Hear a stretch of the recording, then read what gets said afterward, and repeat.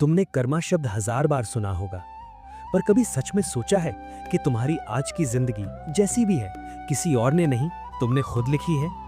हर रिश्ता जो बना फिर टूटा, हर मौका जो आया या हाथ से निकल गया, और हर बार जब तुम कहते हो मेरे साथ ही ऐसा क्यों होता है, तो जवाब बाहर नहीं अंदर होता है। क्योंकि कर्मा कोई जादू नहीं है, कोई गॉड वाला रिवॉर्ड पनिशमेंट सिस्टम नहीं है।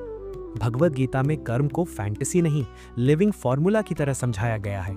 एक ऐसा नियम जो बताता है तुम्हारी लाइफ में क्या हो रहा है, क्यों हो रहा है, और तुम इसे बदल कैसे सकते हो। आज हम ओवर फिलॉसफी नहीं करेंगे, न फेक पॉजिटिविटी, बस वो साफ सच जो तुम्हें कंफ्यूजन से निकालकर कर्म योग की तरफ ले जाए। तो चलो शुरू करते हैं।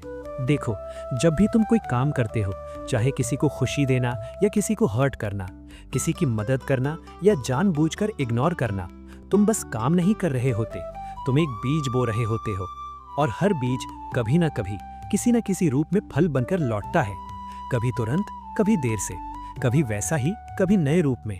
जैसे ग्रेविटी हर चीज को नीचे खींचती है, वैसे ही कर्मा हर एक्शन का रिजल्ट किसी न किसी तरह तुम्हारी लाइफ में वापस भेजता है। और सबसे इंपॉर्टेंट बात, कर्म सिर्फ एक्शन नहीं होता, कर्म में तुम्हारी नीयत भी शामिल होती है।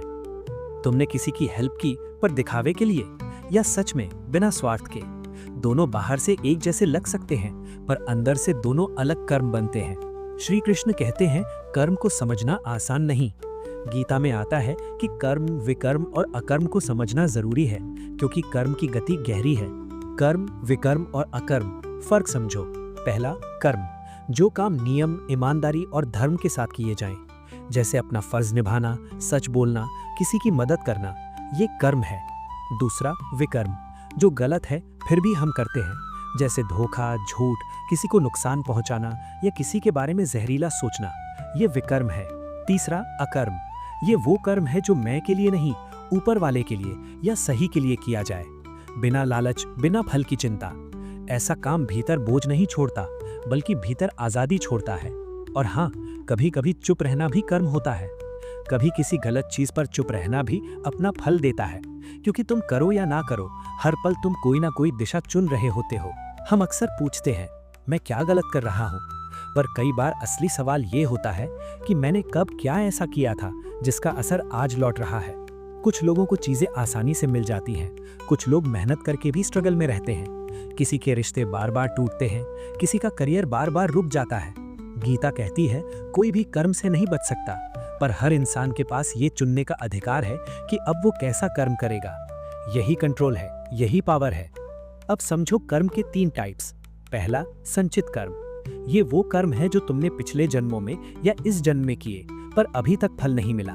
एक स्टोरेज समझो, जहां तुम्हारे अच्छे बुरे सब कर्म जमा है, जब टाइम आता है फल मिलता है। दूसरा, प्रारब्ध कर्म, ये वो कर्म है जिनका फल तुम अभी भुगत रहे हो। कोई जन्म से अमीर है, कोई गरीब, कोई हेल्दी है, कोई बीमार, ये सब प्रारब्ध कर्म है। इसे बदल नहीं सकते, बस भुगतना है। तीसरा, क्रियमाण कर्म, ये सबसे पावरफुल है, क्योंकि यही डिसाइड करता है तुम्हारा फ्यूचर कैसा होगा। ये वो कर्म है जो तुम अभी इसी मोमेंट कर रहे हो। सिंपल भाषा में, अच्छे कर्म करोगे फ्यूचर ब्राइट, बुरे कर्म करोगे लंका लगेगी। अब बहुत लोग पूछते हैं भाई अगर मैं अभी अच्छे कर्म करूं तो क्या पुराने बुरे कर्मों का इफेक्ट खत्म हो जाएगा? जवाब है पूरा खत्म नहीं, पर कम जरूर हो सकता है। समझो, मान लो पास्ट में तुमने कुछ गलत किया, उसका फल तो आएगा, पर अगर तुम अभी से अच्छे कर्म करो तो जो बड़ा दुख मिलने वाला था वो छोटा हो सकता है। जैसे कोई बड़ा एक्सीडेंट होने वाला था पर सिर्फ छोटी चोट लगी। ये है कर्मा का बैलेंस। श्री कृष्ण साफ कहते हैं कोई भी कर्म से नहीं बच सकता, लेकिन हर इंसान के पास कर्म चुनने की आजादी है। अगर तुम गलतियां दोहराते रहोगे तो कर्म और भारी होता जाएगा, लेकिन अगर तुम अवेयर हो जाओ, रुक कर सोचने लगो, तो यहीं से बदलाव शुरू होता है।